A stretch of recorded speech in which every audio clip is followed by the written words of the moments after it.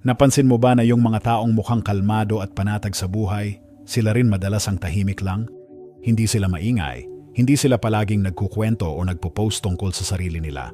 Pero ramdam mo ang presensya nila, simple pero malalim. Ngayon kasi parang normal na yung i-share ang lahat online. Pero may karunungan sa pagiging tahimik at marunong manahimik. Hindi lahat ng alam mo kailangan sabihin. Hindi lahat ng nararamdaman mo kailangan ilabas.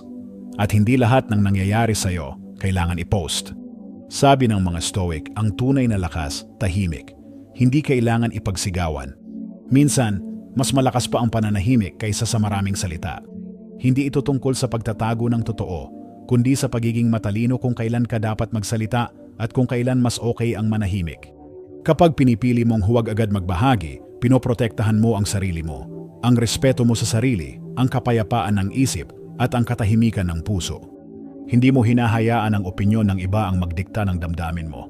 Sa video na to, pag-uusapan natin ang 8 bagay na mas mabuting hindi mo ibinabahagi kahit kanino. Mga aral mula sa Stoic philosophy na makakatulong sa iyo para mapanatili ang respeto sa sarili at ang inner peace. Kung gusto mo ng ganitong klaseng karunungan, tapusin mo ang video at mag-comment sa insights mo. Tara, simulan na natin. Number 1. Edad. Hindi lang basta numero. Sabi ni Marcus Aurelius, maaaring mawala ang buhay mo kahit kailan. Kaya hayaan mong ang katotohanan iyon ang magdesisyon kung paano ka magsalita, kumilos, at mag-isip. Kapag may bagong kakilala, madalas ang unang tanong, ilang taon ka na? Parang normal lang, pero kung tutuusin, may dala itong bigat. Dahil minsan, nagiging basehan ang edad sa paghusga sa kakayahan ng isang tao. Kapag nalaman nilang lampas 50 ka na, may mga agad na nagsasabi ng, ay, matanda na yan, o kaya, baka mahina na yan. Kahit wala ka pang ginagawa, may iniisip na agad sila tungkol sa'yo. Minsan, parang pinangungunahan na nila ang kwento ng buhay mo. Ito ang tinatawag na ageism, panghuhusga batay sa edad. Minsan hindi naman sinasadya, pero nangyayari pa rin. May mga biglang nagbibigay ng payo na hindi mo naman hinihingi. Yung iba, iisipin agad na hindi mo na kaya, kahit kaya mo pa naman. Pero sabi ng mga Stoic, hindi mahalaga kung ilang taon ka na. Ang importante, paano mo ginagamit ang araw-araw mo. Sabi pa ni Seneca, reklamo tayo ng reklamo na maikli ang buhay, pero parang hindi natin ito pinapahalagahan. Hindi edad ang sukatan ng halaga ng tao. Ang sukatan ay kung paano siya mabuhay. Kapag pinili mong huwag sabihin ang edad mo, hindi ito dahil sa pag-iwas. Ito'y paraan para pangalagaan ang sarili, para hindi ka agad lagyan ng label ng ibang tao. Gusto mo na makita kanila base sa karanasan, kabutihan, at talino mo, hindi lang sa numero. Hindi natin alam kung gaano pa kahaba ang buhay natin, pero alam natin kung paano natin ito gugugulin. Bawat araw ay chance para magmahal, matuto at tumulong. Kaya kapag may nagtanong ng ilang taon ka na, ngumiti ka lang. Dahil alam mo sa sarili mo, ang edad ay hindi lang numero. Maliit na parte lang yan ng pagkatao mo. Ang tunay na halaga ng buhay ay hindi nasa dami ng taon, kundi nasa lalim ng karanasan. At kapag pinili mong manahimik tungkol sa edad mo, hindi ito pagtatago, ito ay karunungan. Pinoprotektahan mo ang pananaw mo sa sarili at pinananatiling payapa ang iyong isip. Number 2. Pera. Tahimik ang tunay na mayaman. Sabi ni Epictetus, ang tunay na yaman ay hindi na sa dami ng ari-arian, kundi sa pagiging kontento. Ibig sabihin, hindi mo kailangang maging sobrang mayaman para masabing matagumpay ka. Ang mahalaga, marunong kang makontento sa kung anong meron ka. Pero aminin natin, usapang pera, sensitibo yan. Lalo na kapag may edad ka na. May mga panahong maganda ang takbo ng pera mo. Minsan naman parang kapos. Pero anuman ang kalagayan mo, ang payo ng mga Stoic, panatilihing tahimik ang tungkol sa pera mo. Bakit nga ba? Kasi kapag nalaman ng ibang tao kung gaano kalaki o kaliit ang pera mo, nagbabago ang tingin nila sa'yo. Kapag may pera ka, baka may mga biglang lalapit, uutang o manghihingi ng pabor. Minsan, parang ang kabaitan mo nagiging obligasyon at kapag hindi mo sila napagbigyan, magtatampo o maninira pa. Kapag sinabi mo naman na kapos ka, may mga tao na agad huhusga. Siguro tamad yan o kaya hindi marunong sa buhay, kahit hindi nila alam ang tunay mong pinagdaanan. Sabi nga ng mga Stoic, hindi yung walang pera ang mahirap, kundi yung taong hindi marunong makontento. Ang totoong halaga ng tao, hindi base sa laman ng bulsa. Nasa ugali mo, kung paano ka makitungo, at kung paano ka mamuhay ng may respeto sa sarili. Kapag tahimik ka tungkol sa finances mo, mas may kapayapaan ka. Walang pressure, walang inaasahan sa'yo. Mamumuhay ka ayon sa gusto mo, hindi ayon sa iniisip ng iba. May kasabihan nga, tahimik ang tunay na mayaman. Hindi kailangan ipagyabang. Hindi kailangan ipakita sa lahat. Basta alam mo sa sarili mo na kaya mong buhayin ang sarili mo ng simple at payapa. Kaya kung may ipon ka o kahit nagsisimula ka pa lang ulit, wala kang kailangang ipaliwanag. Basta marunong kang humawak ng pera, hindi maluho, at marunong tumulong kung gusto mo, ayos na yon. Hindi lahat ng bagay dapat ipinopost. Hindi lahat ng kwento dapat ikinukwento. Piliin mong ibahagi lang ang tungkol sa pera mo sa mga taong mapagkakatiwalaan, sa tamang oras, sa tamang dahilan. Masarap mabuhay ng simple, tahimik, walang gulo, walang inggit, at sa ganong paraan doon mo mararamdaman ang tunay na yaman. Number 3. Mga lihim ng pamilya, pangalagaan ang tahanan. Sabi ni Marcus Aurelius, maging maunawain sa iba pero maging disiplinado sa sarili. Ang pamilya ang unang paaralan ng pagmamahal, pag-unawa at sakripisyo. Diyan tayo unang natuto ng tamang asal. Pero kahit gaano natin sila kamahal, minsan may hindi pagkakaintindihan, may tampuhan, may mga panahon na nasasaktan tayo o nakakasakit din. Normal lang yan, wala namang perpektong pamilya. Pero kahit may problema, hindi ibig sabihin ay kailangan mo agad itong ikwento sa iba. Bakit nga ba? Kasi kapag ikinuwento mo ang away o problema ng pamilya mo sa iba, pwedeng mauwi ito sa tsismis, panghuhusga, at minsan mas lalong gumulo. Yung pinagsabihan mo, hindi naman laging makakatulong. Minsan pa nga, mas pinapalala pa nila ang sitwasyon. May mga komento silang tulad ng, "Nako, ganyan talaga yung kapatid mo." Or, "Kung ako sa'yo, layuan mo na sila." Hindi ito nakakatulong. Mas nakakagalit lang. Mas nasasaktan lang kayo. Ang mga Stoic ay naniniwala sa kahalagahan ng pananahimik. Hindi para pagtakpan ng mali, kundi para bigyang laya ang pamilya na ayusin ang problema ng sila-sila lang. Sa katahimikan, may chance para mag-isip, humupa ang emosyon at maghilom ang sugat. Hindi ibig sabihin nito ay tiisin mo na lang. Kung may kailangang ayusin, ayusin. Pero gawin ito ng pribado. Pag-usapan ng maayos sa loob ng pamilya. Mas madali itong maaayos kung walang ibang nakikialam.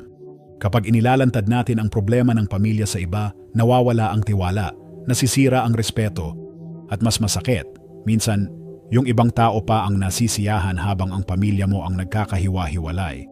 Isipin mo ang pamilya parang isang bahay. Kapag may sira ang bubong o bitak sa pader, hindi mo agad ipagsisigawan sa kapitbahay. Inaayos mo ito ng tahimik, sa loob lang, kasama ang mga taong may malasakit. Kaya kung may problema man sa pamilya, piliin mong manahimik muna. Hindi ito kahinaan. Ibig sabihin nito, marunong kang magtimpe, marunong kang rumespeto, at iniisip mo ang kapakanan ng buong pamilya, hindi lang ang emosyon mo sa ngayon. Ngayon, uso na ang oversharing. Lahat pinopost, lahat kinukwento. Pero ang pagiging tahimik ay isa pa ring anyo ng karunungan.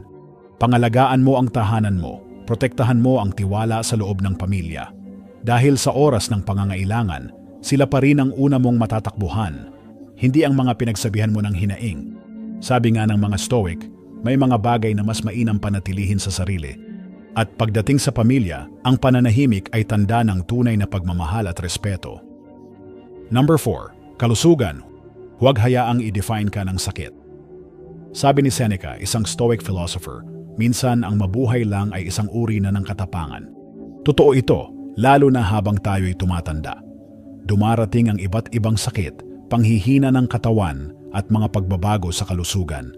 Para sa marami, ang pag-inom ng maintenance, regular na check-up, at pag-iwas sa ilang pagkain ay parte na ng araw-araw na buhay. Normal lang ito, pero hindi ibig sabihin na ikaw ay ang sakit mo. Hindi mo kailangang hayaan na ang kondisyon mo ang magdesisyon kung sino ka. Kapag palagi nating ikinukwento ang mga iniinda natin, minsan nag-iiba ang tingin ng tao. May naaawa, may nagmamagaling, may hinuhusgahan ka na agad. Yung iba, akala nila hindi mo na kaya ang dati mong ginagawa kahit kaya mo pa naman. Ang masama pa, baka pati ikaw, unti-unting maniwala na lang na mahina ka na wala ka nang magagawa.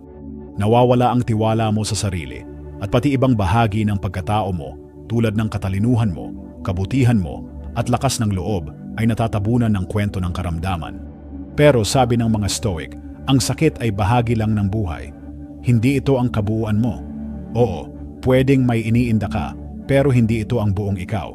May karanasan ka, may talino ka, may halaga ka.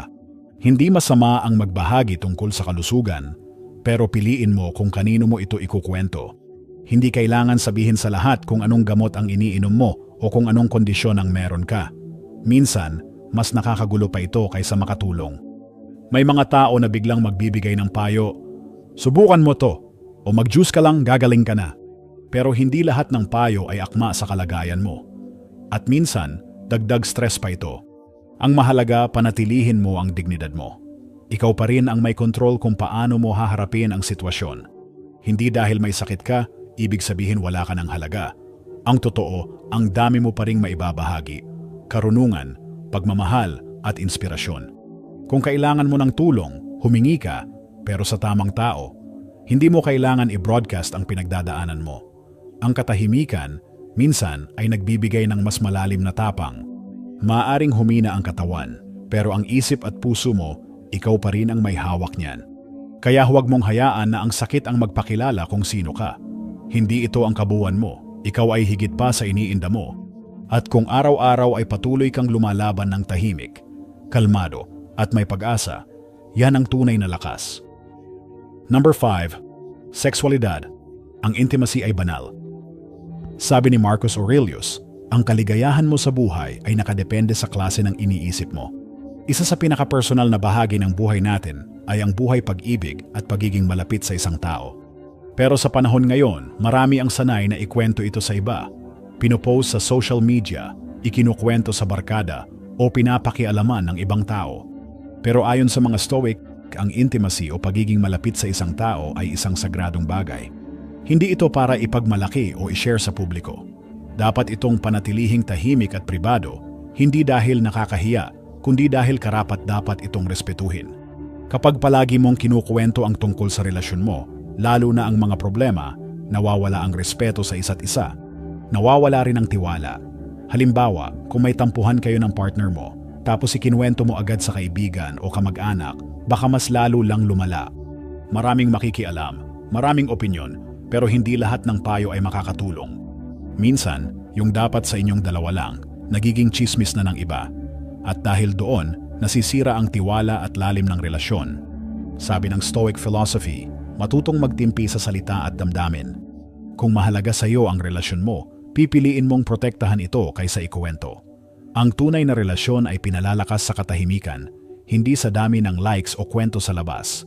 Hindi rin ito tungkol sa edad. Kahit 50 pataas na tayo, totoo pa rin ang pagmamahalan at importante pa rin ang physical na closeness. Pero habang tumatanda, mas nauunawaan natin na ang tunay na relasyon ay hindi lang kilig, kundi tiwala, respeto at pangunawa. Mas tumitibay ang relasyon kapag hindi ito pinapakialaman ng iba.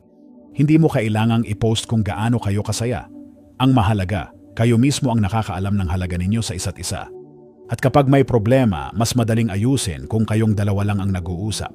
Walang ingay, walang panghihimasok, mas malinaw, mas payapa. Sabi pa ni Seneca, enjoy present pleasures in such a way as not to injure future ones. Ibig sabihin, huwag mong sirain ang katahimikan ng bukas dahil lang gusto mong ipagsigawan ang saya mo ngayon. Kaya tandaan, ang intimacy ay hindi para sa lahat. Ito ay para sa dalawang pusong nagmamahalan. Sa tahimik na relasyon, nandoon ang tunay na ligaya at katatagan. Kung mahalaga sa iyo ang partner mo, ilayo nyo ang relasyon nyo sa ingay ng mundo. Hindi para itago, kundi para alagaan at ingatan. Dahil ang totoong pagmamahal, hindi kailangang ipagsigawan. Kailangan lang ng tiwala, respeto at tahimik na pag-aalaga. Number 6. Pagbibigay, tahimik na kabutihan. Sabi ni Marcus Aurelius, huwag mong sayangin ang natitirang buhay mo sa pag-iisip tungkol sa ibang tao. Mas mabuti kung ilalaan mo ang oras mo sa paggawa ng kabutihan. Ngayon, maraming gustong tumulong sa kapwa at maganda naman yon. Pero marami rin ang agad itong ipinapaalam sa iba. May picture, may video, may caption na nag-donate kami o nagbigay kami ng tulong. Pero ayon sa mga Stoic, ang tunay na kabutihan ay tahimik. Hindi ito para sa show. Hindi ito para sa likes. At hindi ito para mapuri ka ng iba. Dahil kapag ipinagyayabang mo ang pagtulong mo, nawawala ang tunay na halaga nito. Ang totoo, ang pagtulong ay dapat galing sa puso. Hindi para magpasikat, hindi para sabihing mabait ako. Dapat tumulong ka dahil gusto mong makatulong, yun lang. Sabi nga ni Seneca, ang tulong na may hinihintay na kapalit, hindi yan tunay na tulong. Kung tumulong ka tapos ipinagsabi mo, parang may kapalit kang hinihintay. Gusto mong purihin ka, pasalamatan ka, o kilalanin ka.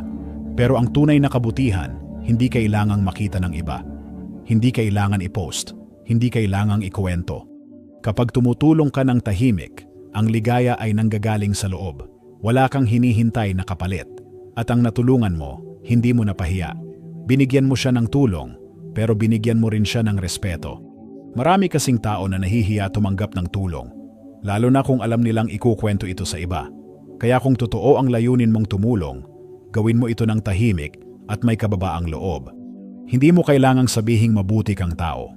Hayaan mong ang mga gawa mo ang magsalita para sa iyo.